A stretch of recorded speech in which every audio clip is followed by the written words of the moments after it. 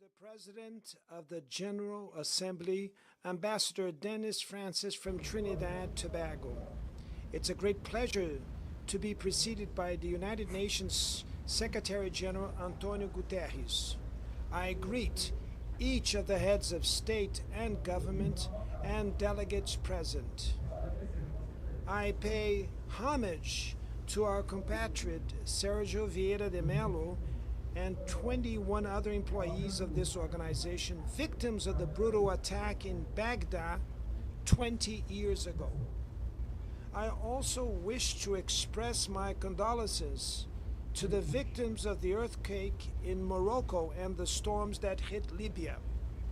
Like what happened recently in the state of Saúdo cada dos chefes de Estado, de governo e delegadas e delegados aqui presentes.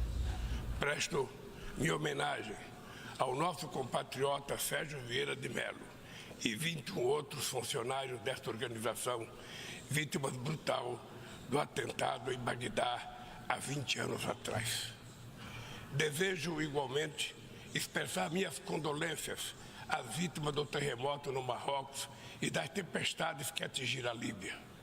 A exemplo do que ocorreu recentemente no estado do Rio Grande do Sul, no meu país, estas tragédias ceifam vidas e causam perdas irreparáveis. Nossos pensamentos de orações estão, e senhores. Há 20 anos ocupei essa tribuna pela primeira vez. E disse naquele 23 de setembro de 2003 que minhas primeiras palavras diante deste Parlamento Mundial sejam de confiança na capacidade humana de vencer desafios e formas superiores de convivência. Volto hoje para dizer que mantenho minha inabalável confiança na humanidade. Naquela época, o mundo ainda não havia se dado conta da gravidade da crise climática. Hoje, ela bate às nossas portas, destrói nossas casas, nossas cidades, nossos países, mata e impõe perdas e sofrimentos a nossos irmãos, sobretudo aos mais pobres. A fome, tema central da minha fala neste Parlamento Mundial 20 anos atrás, atinge hoje 735 milhões de seres humanos que vão dormir esta noite sem saber se terão o que comer amanhã.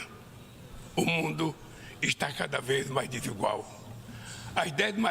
Os 10 maiores bilionários possuem mais riqueza que os 40% mais pobres da humanidade. O destino de cada criança que nasce nesse planeta parece traçado ainda no ventre de sua mãe. A parte do mundo em que vivem seus pais e a classe social a qual pertence sua família irão determinar se essa criança terá ou não oportunidades ao longo da vida. Se irá fazer todas as refeições ou se terá negado o direito de tomar café de manhã, almoçar e jantar diariamente. Se terá acesso à saúde ou se irá sucumbir a doenças que já podiam ter sido erradicadas. Se completará os estudos e conseguirá um emprego de qualidade ou se fará parte da legião de desempregados, subempregados e desalentados que não para de crescer. É preciso, antes de tudo, vencer a resignação que nos faz aceitar tamanha injustiça como fenômeno natural. Para vencer a desigualdade, falta vontade política daqueles que governam o mundo. Senhoras e senhores, se hoje eu retorno na honrosa condição de presidente do Brasil, é graças à vitória da democracia em meu país. A democracia garantiu que superássemos o ódio, a desinformação e a opressão. A esperança, mais uma vez, venceu o medo. Nossa missão é unir o Brasil e reconstruir um país soberano, justo, sustentável, solidário, generoso e alegre. O Brasil está se reencontrando consigo mesmo, com nossa região, com o mundo e com o multilateralismo. Como não me canso de repetir, o Brasil está de volta. Nosso país está de volta para dar sua devida contribuição ao enfrentamento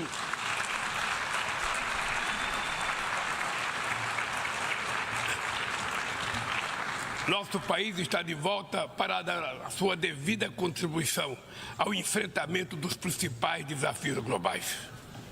Resgatamos o universalismo da nossa política externa, marcada por diálogo respeitoso com todos. A comunidade internacional está mergulhada em um turbilhão de crises múltiplas e simultâneas. A pandemia da Covid-19, crise climática e a insegurança alimentar e energética ampliada por crescentes tensões geopolíticas. O racismo, a intolerância e a xenofobia se alastram, ativadas por novas tecnologias criadas supostamente para nos aproximar. Se tivéssemos que resumir em uma única palavra este desafio, ela seria desigualdade. A desigualdade está na raiz desses fenômenos ou atua para agravá-los. A mais ampla e mais ambiciosa ação coletiva da ONU, voltada para o desenvolvimento, a Agenda 2030, pode se transformar no seu maior fracasso. Estamos na metade do período de implantação e ainda muito distante das metas definidas. A maior parte dos objetivos de desenvolvimento sustentável caminha em ritmo muito lento. O imperativo moral e político de erradicar a pobreza e acabar com a fome parece estar anestesiado. Nesses 7 anos que nos restam, a redução da desigualdade dentro dos países e entre eles deveria se tornar o objetivo síntese da Agenda 2030. Reduzir as desigualdades dentro dos países requer incluir os pobres nos orçamentos nacionais e fazer os ricos pagar impostos proporcionais ao seu patrimônio. No Brasil, estamos comprometidos a implementar todos os 17 Objetivos de Desenvolvimento Sustentável de maneira integrada e indivisível. Queremos alcançar a igualdade racial na sociedade brasileira por meio de um 18º objetivo que adotaremos voluntariamente.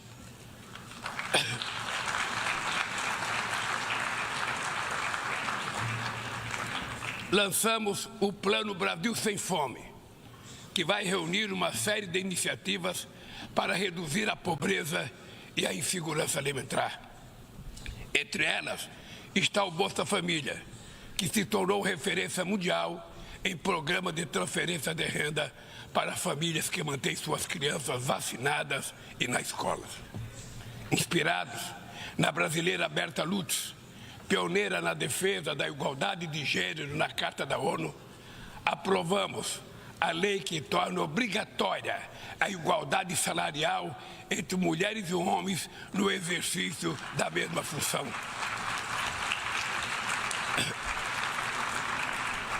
Combateremos o feminicídio e todas as formas de violência contra as mulheres. Seremos rigorosos na defesa dos direitos dos grupos LGBTQI+, e pessoas com deficiência. Resgatamos a participação social como ferramenta estratégica para a execução de políticas públicas. Senhor Presidente, agir contra a mudança do clima implica pensar no amanhã e enfrentar as desigualdades históricas. Os países ricos cresceram baseado em um modelo com alta taxa de emissão de gases danosos ao clima. A emergência climática torna urgente uma correção de rumos e a implantação do que já foi acordado. Não é por outra razão que falamos em responsabilidades comuns, mas diferenciadas. São as populações vulneráveis do sul global as mais afetadas pelas perdas de danos causados pela mudança do clima.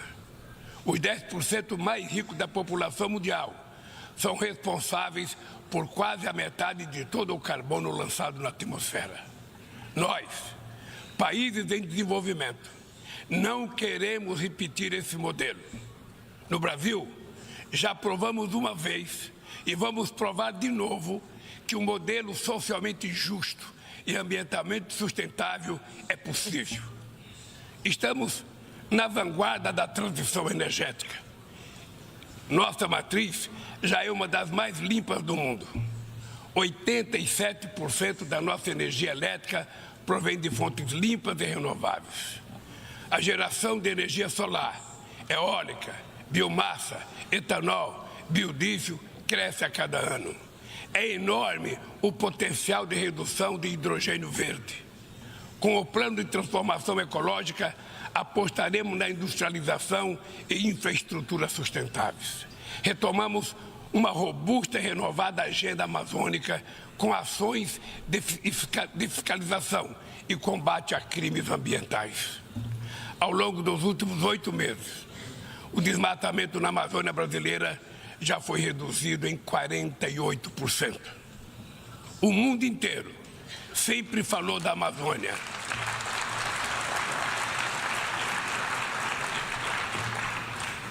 O mundo inteiro sempre falou da Amazônia. Agora é a Amazônia que está falando por si mesma. Sediamos há um mês a cúpula de Belém no coração da Amazônia e lançamos uma nova agenda de colaboração entre os países que fazem parte daquele bioma. Somos 50 milhões de sul-americanos, amazônidas, cujo futuro depende da ação decisiva e coordenada dos países que detêm soberania sobre os territórios da região. Também aprofundamos o diálogo com outros países detentores de florestas tropicais da África e da Ásia. Queremos chegar à COP28 em Dubai com uma visão conjunta que reflita sem qualquer tutela as prioridades de preservação das bacias amazônicas do Congo e do Bornéu-Mekong, a partir das nossas próprias necessidades. Sem mobilização de recursos financeiros e tecnológicos, não há como implementar o que decidimos no Acordo de Paris e no Marco Global da Biodiversidade. A promessa de destinar 100 bilhões de dólares anualmente para os países em desenvolvimento permanece apenas isso, uma longa promessa. Hoje, este valor seria insuficiente para uma demanda que já chega à casa dos trilhões de dólares. Senhor Presidente, o princípio sobre o qual se assenta o multilateralismo, o da igualdade soberana entre as nações, vem sendo corroído. Nas principais instâncias da governança global, negociações em que todos os países têm voz e voto perderam o fôlego. Quando as instituições reproduzem as desigualdades, elas fazem parte do problema e não da solução.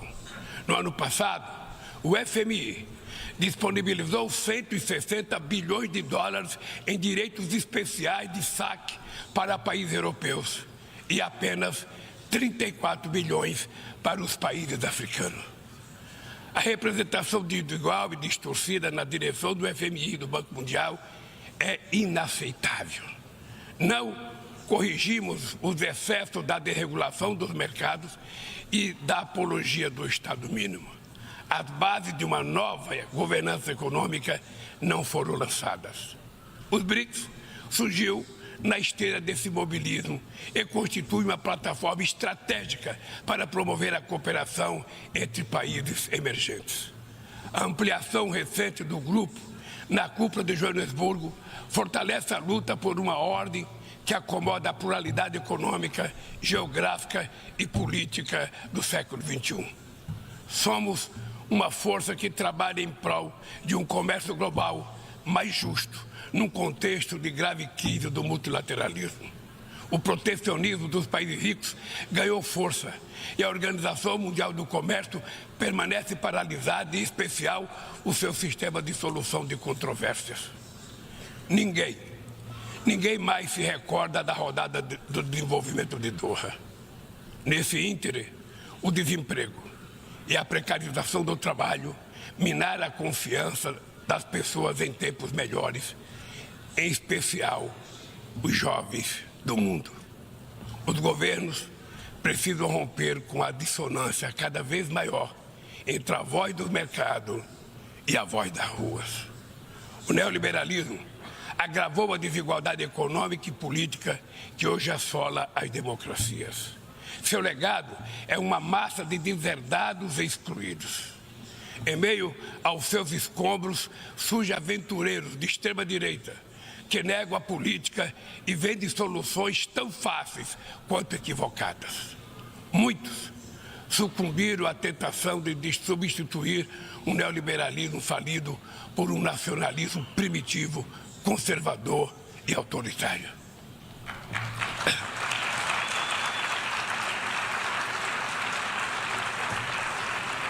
Repudiamos uma agenda que utiliza os imigrantes como bodes expiatórios, que corrói o estado de bem-estar e que investe contra o direito dos trabalhadores. Precisamos resgatar as melhores tradições humanistas que inspiraram a criação da ONU. Políticas ativas de inclusão nos planos cultural, educacional e digital são essenciais para a promoção dos valores democráticos e da defesa do Estado de Direito. É fundamental preservar a liberdade de imprensa. Um jornalista como Julian Assange não pode ser punido por informar a sociedade de maneira transparente e legítima. Nossa luta é contra a desinformação e os crimes cibernéticos. Aplicativos e plataformas não devem abolir as leis trabalhistas pelas quais tanto lutamos. Ao assumir a presidência do G20 em dezembro próximo, não mediremos esforços para colocar no centro da agenda internacional o combate às desigualdades e todas as suas dimensões. Sob o lema Construindo um mundo justo e um planeta sustentável, a presidência brasileira vai articular inclusão social e combate à fome, desenvolvimento sustentável e reforma das instituições de governança global. Senhor presidente, não haverá sustentabilidade nem prosperidade sem paz. Os conflitos armados são uma afronta à racionalidade humana. Conhecemos os horrores e os sofrimentos produzidos por todas as guerras. A promoção de uma cultura de paz é um dever de todos nós construí-la e requer persistência e vigilância. É perturbador ver que persistem as antigas disputas não resolvidas e que surgem ou ganham vigor novas ameaças. Bem mostra a dificuldade de garantir a criação de um Estado do povo palestino. A este caso se somam a persistência da crise humanitária no Haiti, o conflito no Iêmen, as ameaças à unidade nacional na Líbia e as rupturas institucionais em Burkina Faso, Gabão, Guiné-Conakry, Mali, Níger e Sudão. Na Guatemala, há risco de um golpe que impediria a posse do vencedor das eleições democráticas.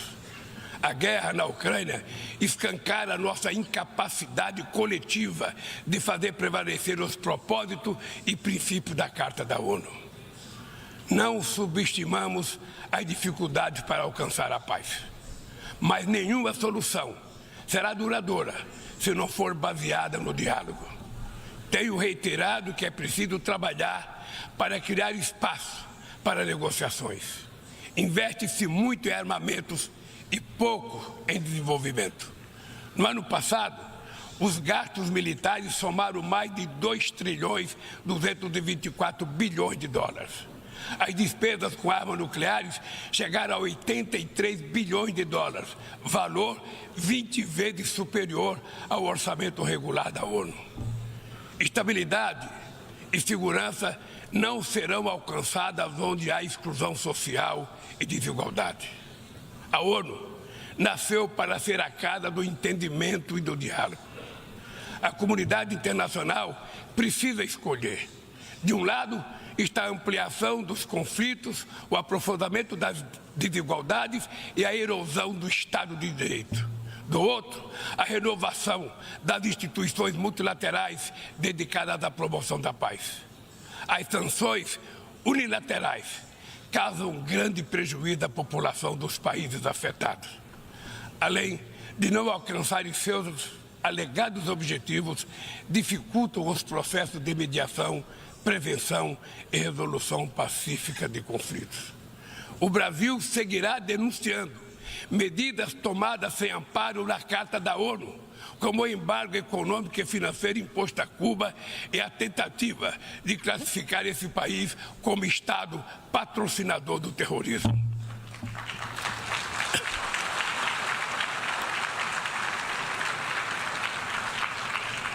continuaremos críticos a toda tentativa de dividir o mundo em zona de influência e de reeditar a Guerra Fria. O Conselho de Segurança da ONU vem perdendo progressivamente a sua credibilidade. Essa fragilidade decorre, em particular, da ação de seus membros permanentes, que travam guerras não autorizadas em busca de expansão territorial ou de mudança de regime. Esta paralisia é a prova mais eloquente da necessidade e urgência de reformá-lo, conferindo-lhe maior representatividade e eficácia. Senhoras e senhores, a desigualdade precisa inspirar indignação. Indignação com a fome, a pobreza, a guerra, o desrespeito ao ser humano. Somente movidos pela força da indignação, poderemos agir com vontade e determinação para vencer a desigualdade e transformar efetivamente o mundo a nosso redor.